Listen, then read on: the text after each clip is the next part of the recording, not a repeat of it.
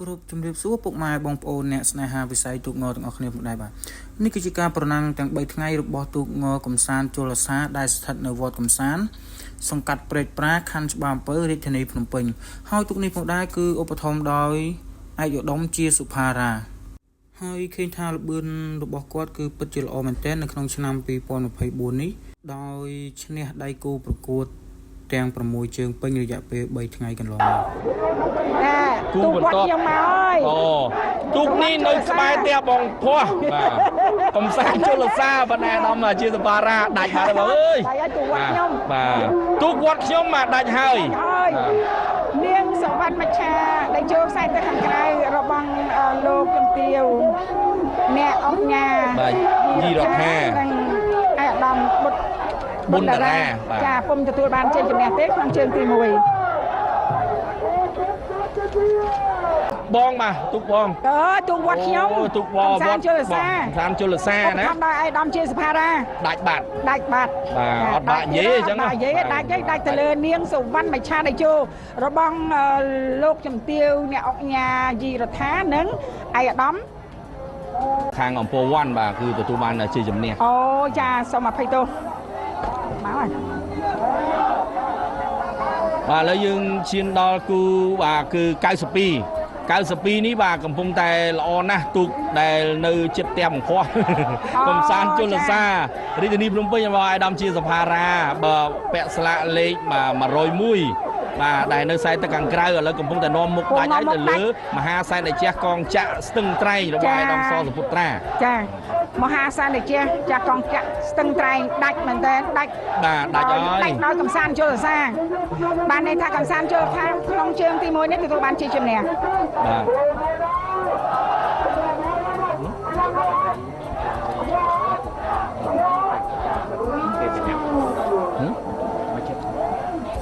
បាទស្ទឹងត្រែងបាទមកឆ្ងាយណាស់ណាបែកឥសានមកជួបអ្នកភូមិភាគកណ្ដាលជួបហើយកំសាន្តជលសានេះទូល្អឯង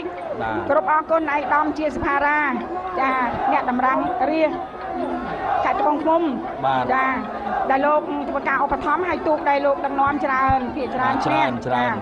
ដូចជាវិមាន7មករាអីចឹងចាទូបានជិះនេះដល់ហ្នឹងឃើញថាមកដាច់ទៅមកដាច់គូប្រណាំងរបស់ខ្លួនឯងចាមកដាច់តែម្ដងបាទកំសាន្តជលសាគឺខ្សែទឹកខាងក្នុងពាក់ស្លាកលេខ301បាទឥឡូវយើងឃើញថាដាច់ហើយទៅលើគូប្រកួតបាទមហាសែនតេជះកងចាក់ស្ទឹងត្រែងដាច់ប៉ិតតែម្ដងទូក93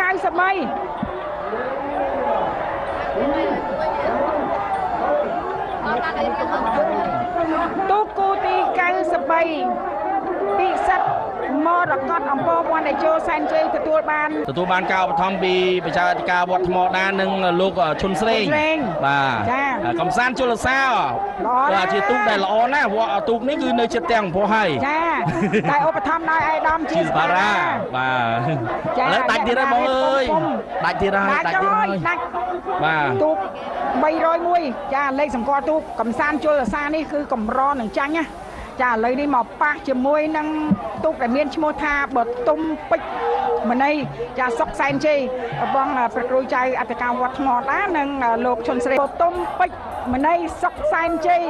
របស់ព្រះគ្រូចៅអធិការវត្តថ្មដានិងលោកឈុនស្រេងបាទឥឡូវនេះនាំមុខទៀតហើយដល់កំសាន្តជលសាបាទកំសាន្តជលសាជាសភារាជាសភារា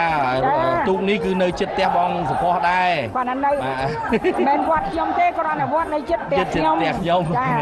បាទឥឡូវយើងឃើញហើយបាទកំសាន្តជលសានៅតែបង្ហាញអំពី